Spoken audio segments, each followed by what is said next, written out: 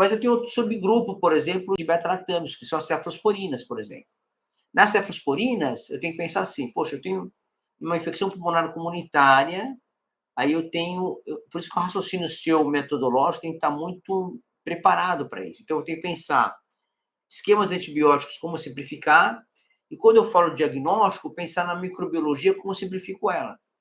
Eu tenho que pensar assim, eu não vou estar cobrindo 100% dos agentes. O tratamento de pneumonia bacteriana, comunitária ou nosocomial, principalmente comunitária, quase sempre, ela é empírica.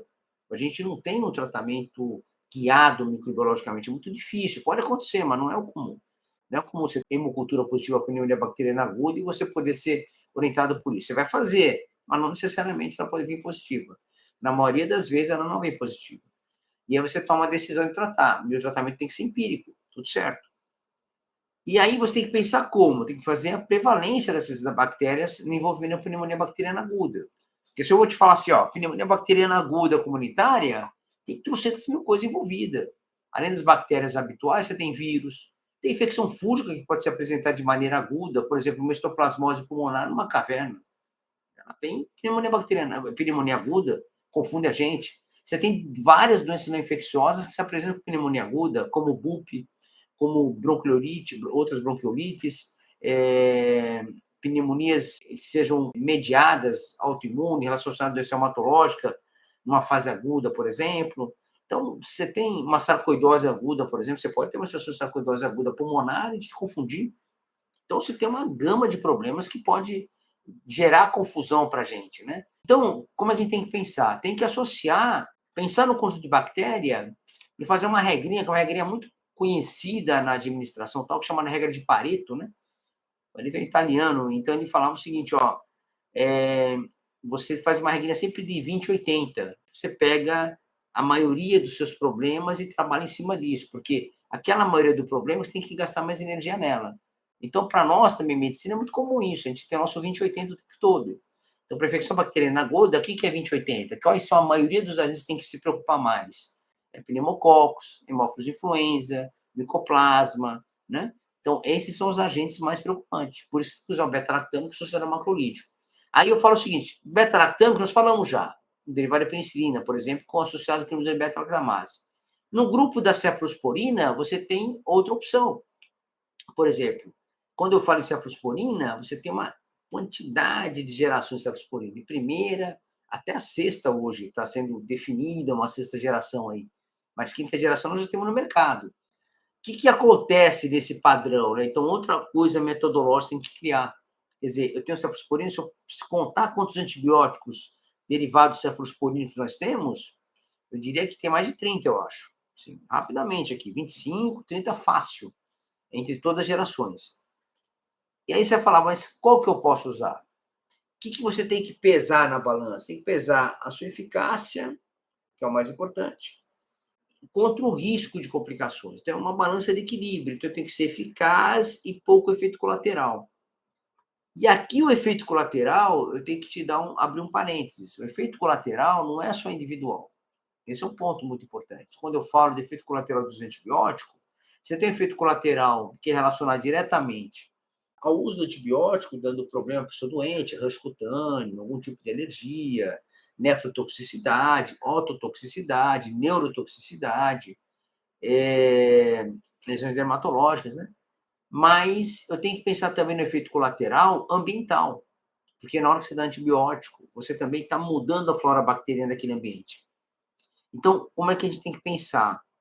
Se eu começo a dar antibiótico de maneira indiscriminada, sem respeitar o diagnóstico correto e os aspectos microbiológicos envolvidos, eu vou estar induzindo mais resistência, porque não tem jeito. Hoje já se sabe, e a pesquisa científica mostra de maneira muito eficiente, que a maior parte da resistência que nós temos de antibiótico hoje no nosso dia a dia está relacionado ao uso de antibiótico.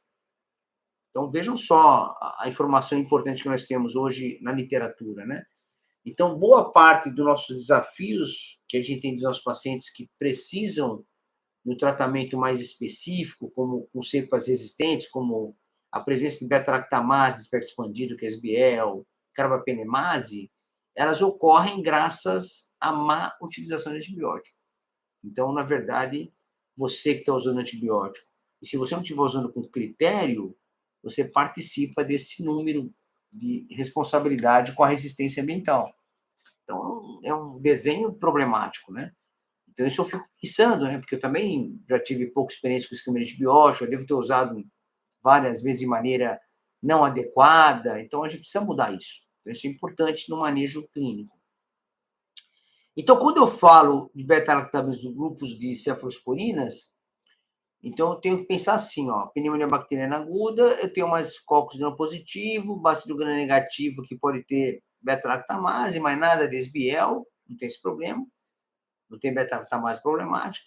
Então, eu posso usar uma cefalosporina, por exemplo, de segunda geração ou de terceira geração, por exemplo. São drogas muito boas. A de primeira geração não seria tão adequada, mas de segunda geração, por exemplo, ou terceira geração, são antibióticos adequados. Por exemplo, segunda geração tem a cefaloxima, uma boa medicação, e a terceira geração você tem a ceftriaxona, que é bem conhecida. Então, são esquemas, e associado a macrolídeo, então você vê que é o esquema adequado. E uma terceira opção, que a literatura também fala muito para nós, é usar quinolona isolada. A quinolona tem efeito ótimo para bactérias atípicas, como é o caso do Mycoplasma pneumoniae, e tem efeito ótimo para Streptococcus pneumoniae, pneumococcus, hemófilos influenza, por exemplo, moraxella, por exemplo. Então, seria uma droga adequada. Só que quinolona, nós temos que, hoje em dia, nós já conhecemos bem ela, nós temos mais de 30 anos no mercado de quinolona usando direto, né? Essas mais modernas, uns 15, 20 anos, e a gente já tem uma preocupação com seus efeitos colaterais. Então, nós temos que hoje ponderar a quinolona. E vocês sabem disso. Eu acho que muitos de vocês já devem ter visto, eu falar um pouco sobre isso, sobre essa questão dos efeitos colaterais da quinolona. Então, alguns países do mundo já dão alerta nas suas agências, né, nos seus ministérios de saúde, como o nosso aqui, da Anvisa e tal, que tem que tomar cuidado na indicação das quinolonas, que são fluoroquinolonas, quinolonas mais modernas, ciprofloxacina, levofloxacina, imoxofloxacina, e tentar usá-las com indicações mais precisas, principalmente quando tiver microbiologicamente sensibilidade a elas, por exemplo, que você não tem muita opção, outras opções. Então, respeitar um pouco a microbiologia para você poder utilizar uma quinolona hoje, como essas que eu citei.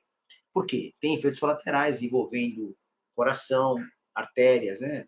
Aneurisma da aorta, por exemplo, sistema osteomuscular, como ruptura de tendão espontânea, alterações neurológicas, neuropsiquiátricas em idosos. Então, tem que tomar um certo cuidado com isso. Então, você vê. Então, tratar, né, como você vai manejar, tratar uma infecção bacteriana aguda pulmonar, como a pneumonia bacteriana comunitária, você tem que ter essa sistematização na sua mente. Você tem que pensar assim, pô, tem que sistematizar dessa maneira.